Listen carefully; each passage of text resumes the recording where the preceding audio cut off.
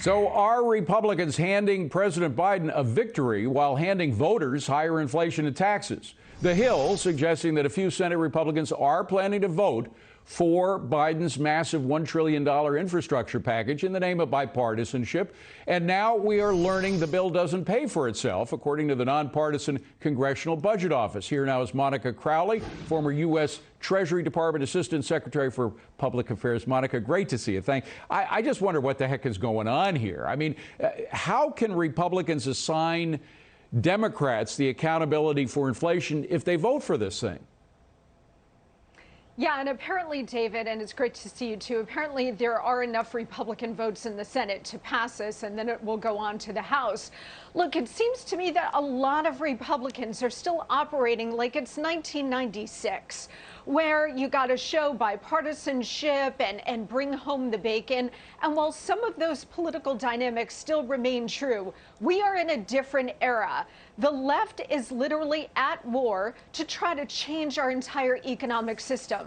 So why would Republicans in the Senate or House or elsewhere across the country want to support the Democrats' efforts to completely re-engineer the U.S. economy? It is beyond me, and the result is going to be higher inflation and much higher taxes and about $4.5 trillion in new debt spending that they're going to saddle the American people with. They need to get out of this old thinking and understand what the other side is all about and what we're up against here, because it is not worth it. Well, just to get inside the head of these Republicans who are thinking of going ahead with it, Newt Gingrich did that. And he knows Republicans better than any American alive right now. He knows he's gotten into their heads as Speaker of the House, et cetera. Here's what he said is responsible for it. Roll tape. There's a wing of the Republican Party, which historically it's the wing that Reagan opposed. Frankly, it's the wing we opposed when I was Speaker of the House. And it's a wing which says that you've always got to find a way to be responsible. And being responsible means selling out to the left.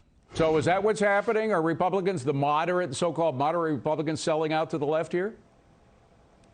Well, I think so. I mean, some of the mentality that we've heard on the part of Mitt Romney and Bill Cassidy and others in the Senate who are supporting this monstrosity is that it's going to show bipartisanship. The American people want both sides to work together. Again, there might be some of that, but the country is so past that now, David. And the other thing, too, well, we've got to bring home the bacon. Okay, my state needs a new bridge or a new airport renovation. And yes, there are critical parts of infrastructure in this country that do need that kind of investment. But do you realize that only 1/4 of this so-called infrastructure bill actually goes to infrastructure? Well, and the rest of it is just wasteful spending. And by the way, David, this is going to set the $3.5 trillion Bernie Sanders budget on a glide path. Right. So any Republican vote for this, yes, is a vote for the Bernie Sanders nearly $5 trillion additional spending. Well, and of course, it's also a vote for the Green New Deal, which has some very debatable outcomes as well as proposals. President Biden was speaking about it earlier today. Let me roll that tape and get your reaction. Roll tape. They're a vision of the future that is now beginning to happen. A future of the automobile industry that is electric. They have to be made here in America. Right now, China is leading the race. It is one of the largest and fastest growing electric vehicle markets in the world. And there's no reason why we can't reclaim that leadership and lead again. But we just have to move, and we have to move fast.